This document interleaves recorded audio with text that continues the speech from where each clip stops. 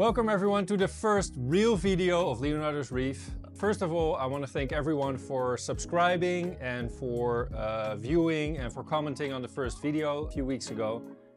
The reactions were overwhelming and the amount of subscribers as well, and I really want to thank you for that. And if you haven't subscribed yet, please make sure to do so, because today we're really starting to dive in this new show tank. Today I will mainly focus on the live rock and the Aquascape, and I will also tell you a little bit about the first initial preparations for this tank. So adding the water and some filtration and equipment that I use. As you can see, I'm basically finished with the rockscape already. I worked very hard to complete it in the last couple of weeks.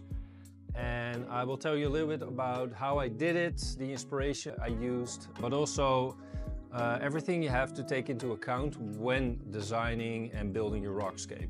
So when you create a rockscape, it's very important to really think about what you want, the vision that you have, and think about the design. Because at a later stage, when the corals are in and all the animals are in, it's very hard to make big changes. So you really have to think about it beforehand and also take lighting, flow, and all the other factors into account when designing your aquascape.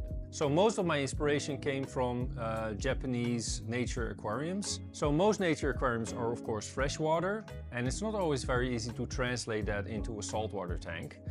But I will tell you what you need to take into account to make that translation into a saltwater example. So as you may have noticed, this tank has the name Leonardo's Lagoon, and this is actually the second time I'm building a tank with the name Leonardo's Lagoon. The first time was in 2008, so that's a while ago.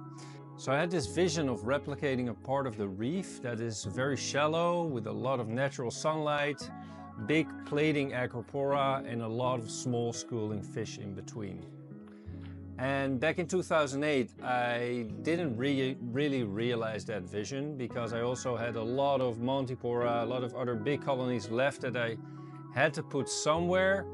And that made the concept a little bit messy and scattered. And this time, with a lot more experience as a reef keeper, but also with a more clear vision of what I actually want, I'm starting to redo this lagoon type aquascape. I want this tank to look as natural as possible. I know it's very difficult to create a biotope, because reef aquaria will never replicate the ocean. And I think we shouldn't be even trying to do that. But at least visually and aesthetically, you can try to replicate what you actually see underwater.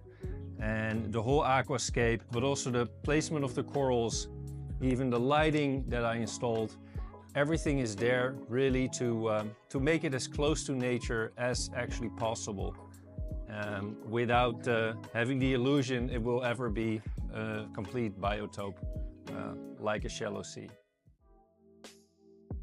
Then the rock work. All the stones, all the rock that you see in this tank is live rock.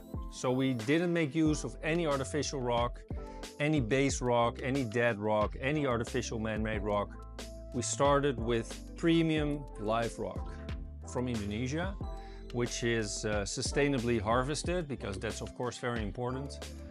But we think live rock is an essential basis of a healthy acropora reef tank. The benefits are importing a lot of healthy bacteria and a big diversity of different bacteria.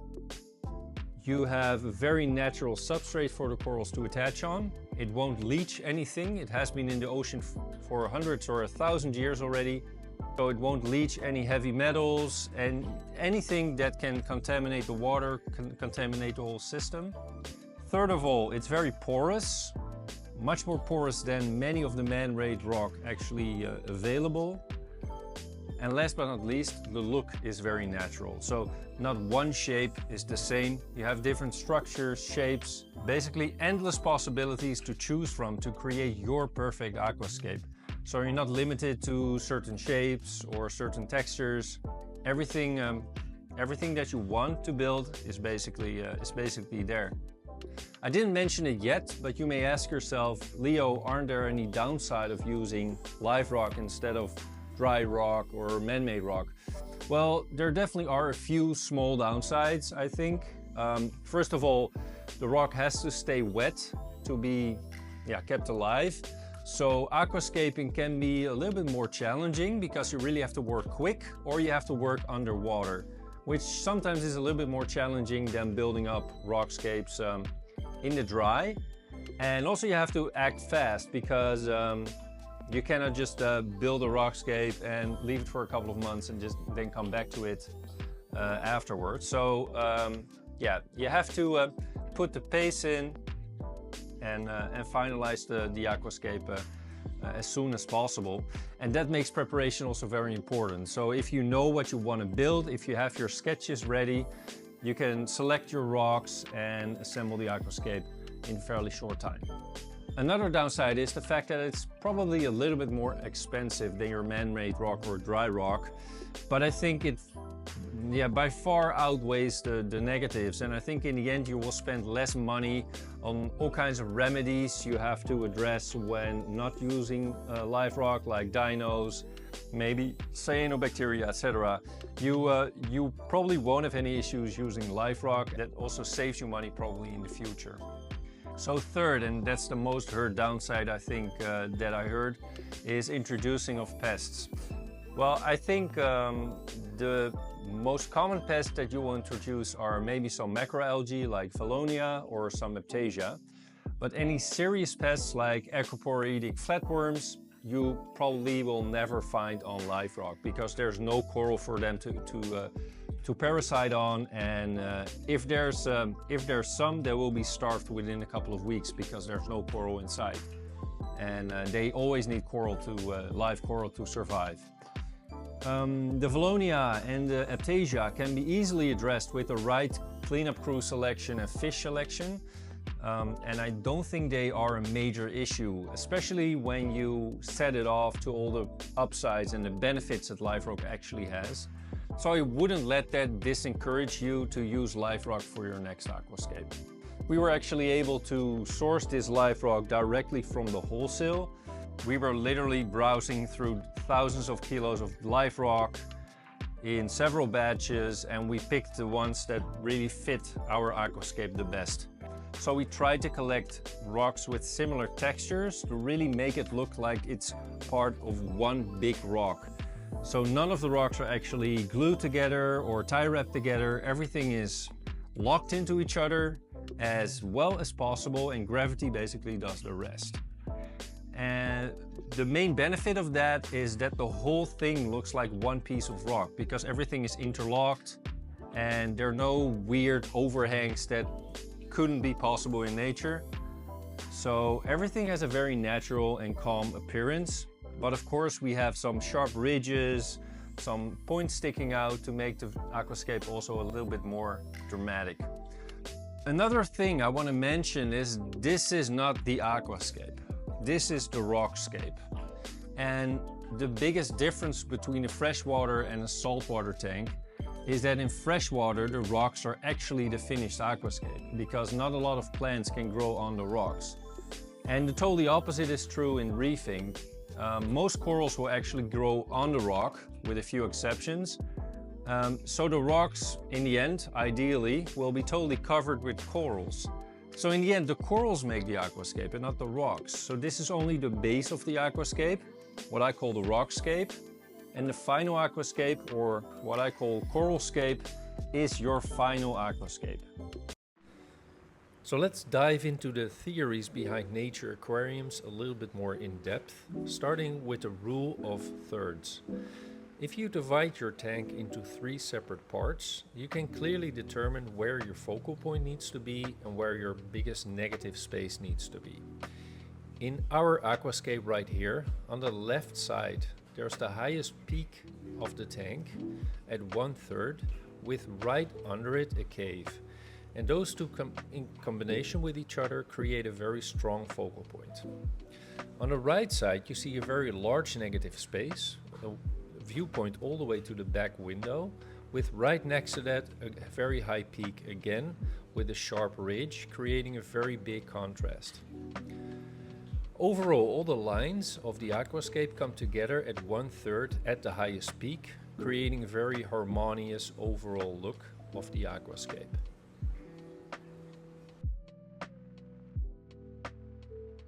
So if we go for a different approach in replicating a natural situation, we can think of the tides and the waves coming in from one direction all the time, breaking off pieces of rock and pushing rocks in one direction mostly.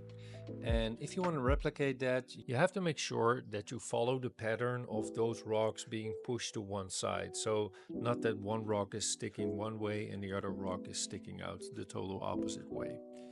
And to create the most realistic effect, you can see that the big elements of the rockwork are really pushed in one direction, as if they would have been pushed by tidal waves or big tides or tropical storms, breaking off pieces of coral, pushing them in one direction. So there's not one piece of rock totally sticking out to the opposite side, because that would be very counterintuitive and it wouldn't make much sense in the overall aquascape. In the future, when it's time to add some frags, I will tell you a lot more about strategic placement of corals to create the perfect coralscape. The difficulty of creating a coralscape is that it takes 1, 2, 3, 4 years before it's actually realized. And you really have to take into account color, shape of the colony, growth speed, etc., which is sometimes hard to determine if you don't have that information.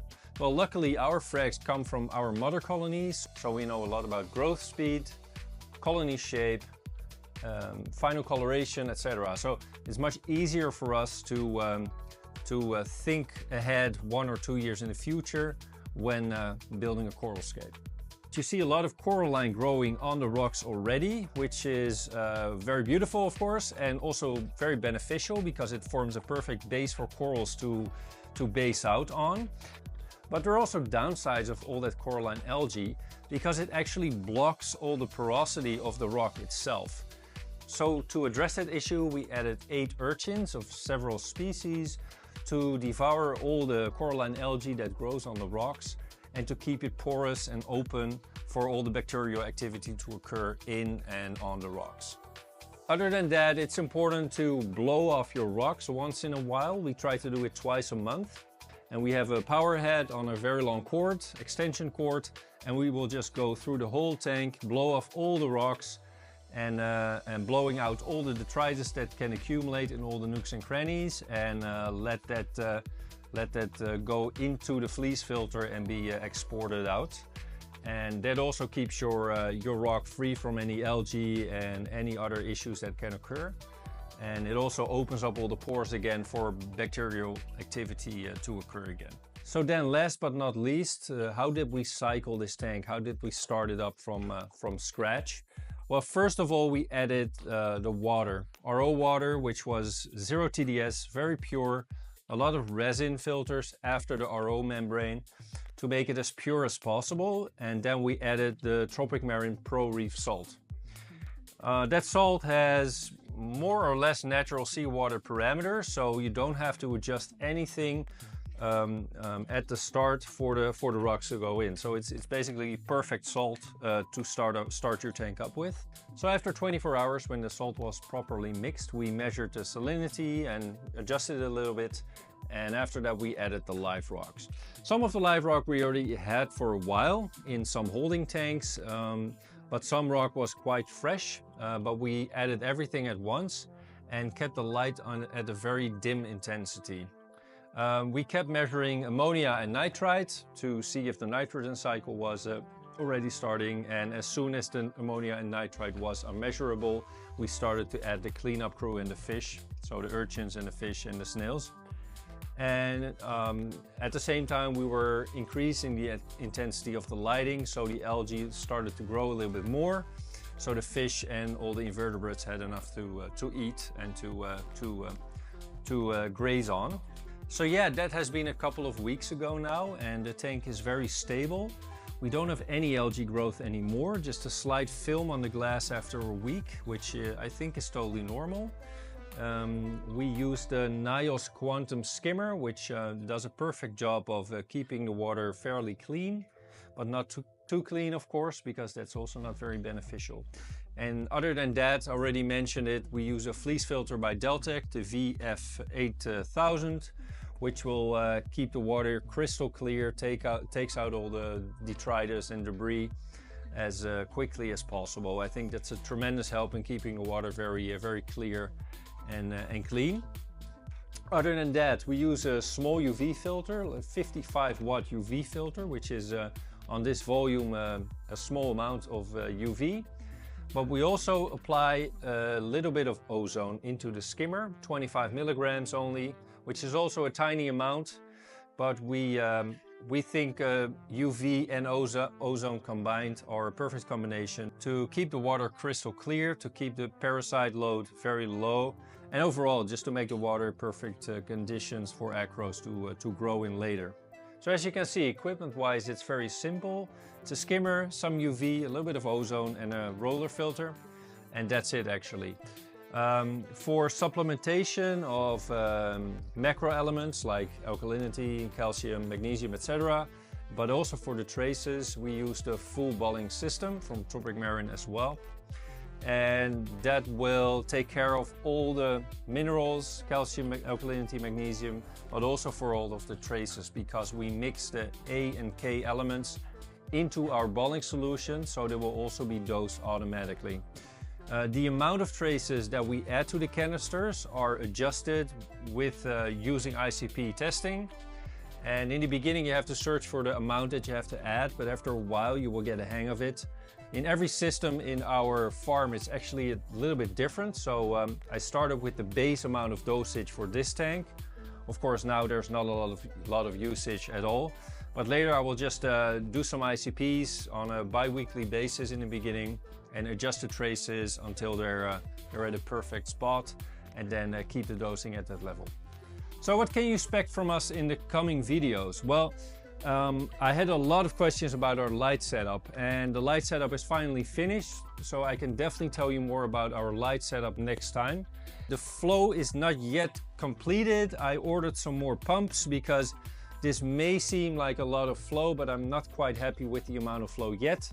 So as soon as those new pumps are in and installed and the flow is how I like it, I can also tell you a little bit more about our completed flow setup. So lights and flow are definitely something that's coming up in the coming videos. But if you want to see something else or you have any other questions, please let me know in the comments, and I can also address those in the coming videos. And if it doesn't fit in, I will just address them directly in a message. So that was it for this week. I hope you got a lot of inspiration when it comes to aquascaping, the rock work, using live rock, etc. If you have any questions regarding those, please let me know in the comments. And if you want to see anything, like I said, for the coming videos, also let me know in the comments. I hope to see you next time when we dive into the equipment a little bit more, and hope to see you then. Thank you for watching. Bye-bye.